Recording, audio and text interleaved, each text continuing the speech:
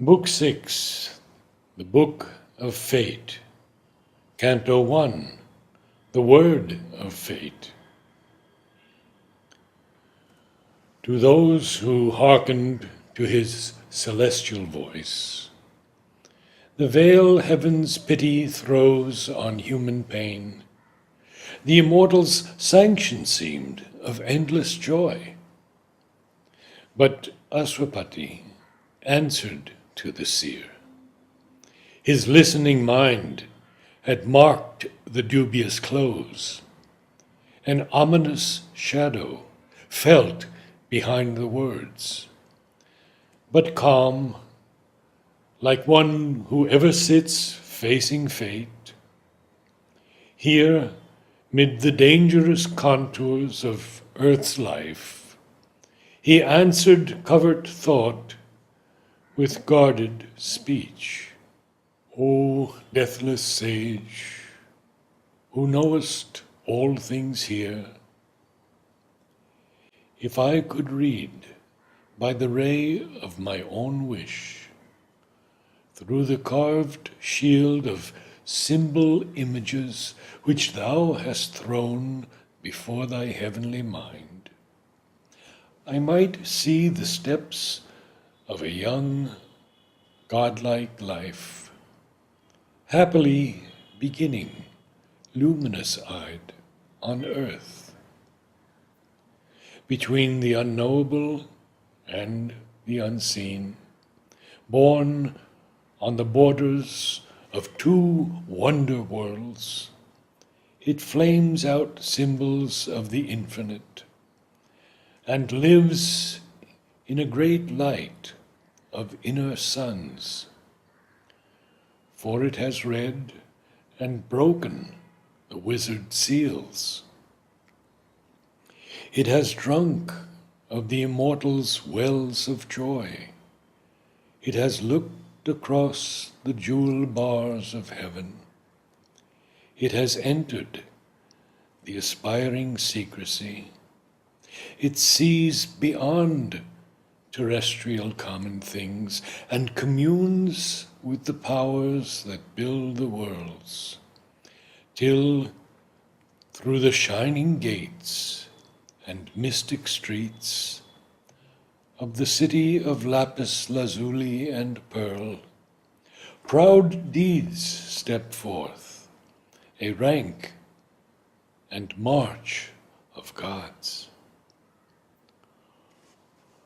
Although in pauses of our human lives, earth keeps for man some short and perfect hours, when the inconstant tread of time can seem the eternal moment which the deathless live, yet rare that touch upon the mortal's world. Hardly as soul and body here are born, in the fierce, difficult movement of the stars, whose life can keep the paradisal note, its rhythm repeat the many-toned melody, tirelessly throbbing through the rapturous air, caught in the song that sways the Apsara's limbs, when she floats gleaming like a cloud of light, a wave of joy on heaven's moonstone floor. Behold this image cast by light and love, a stanza of the ardor of the gods, perfectly rhymed, a pillared ripple of gold.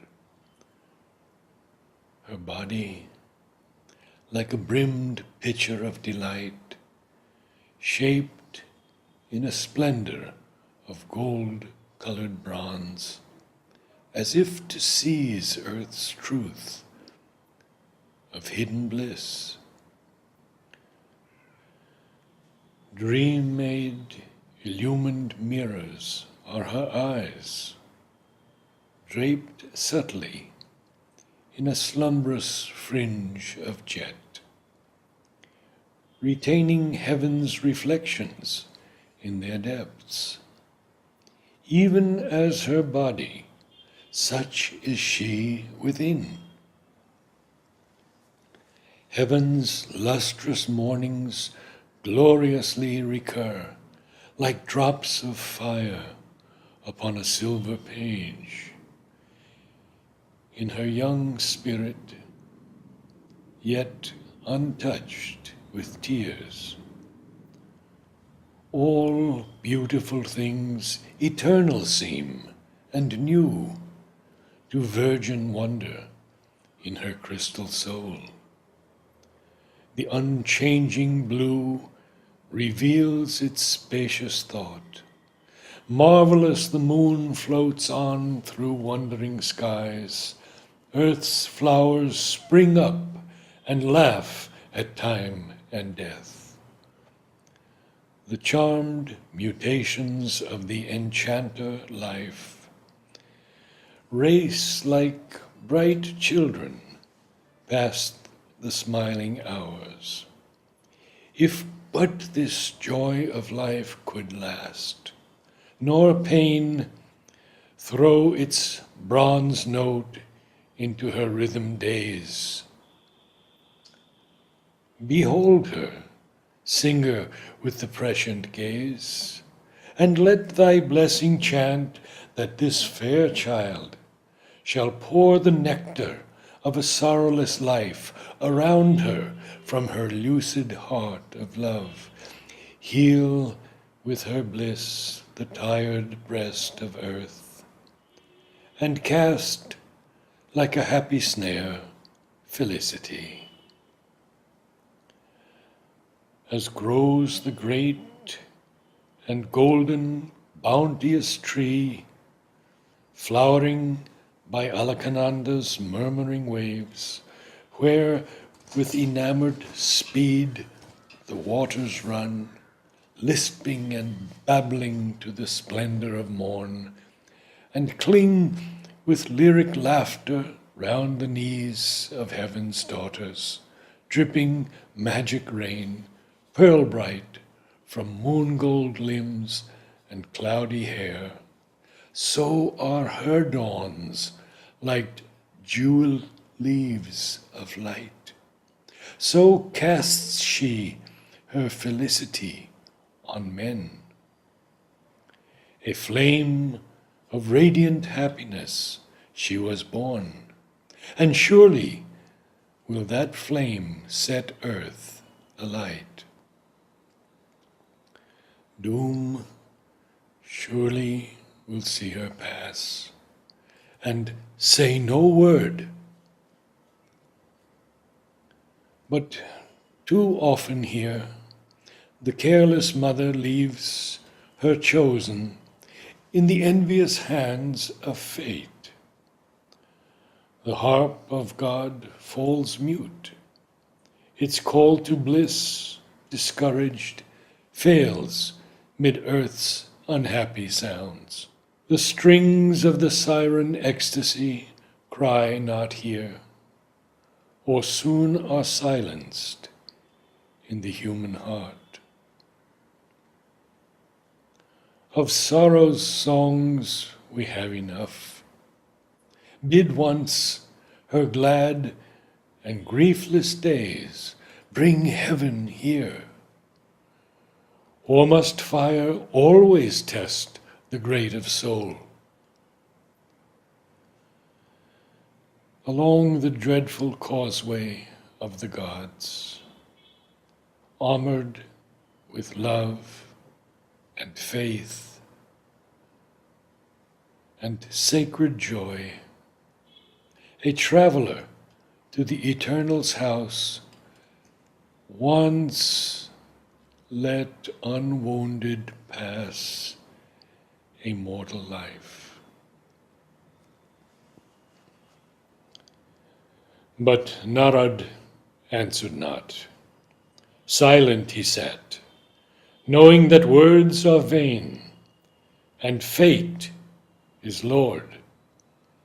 He looked into the unseen with seeing eyes, then, dallying with the mortal's ignorance, like one who knows not, questioning, he cried, "On what high mission went her hastening wheels? Whence came she with this glory in her heart, and paradise made visible in her eyes? What sudden God has met? What face supreme?" To whom the king,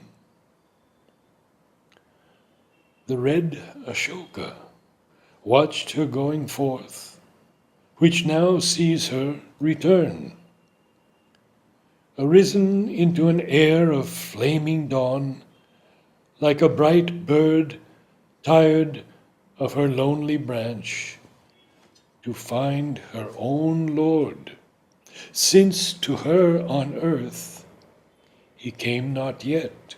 This sweetness wandered forth, cleaving her way with the beat of her rapid wings. Led by a distant call, her vague, swift flight threaded the summer morns and sunlit lands. The happy rest her burdened lashes keep, and these charmed guardian lips hold treasured still. Virgin, who comest perfected by joy, reveal the name thy sudden heartbeats learned. Whom hast thou chosen, kingliest among men?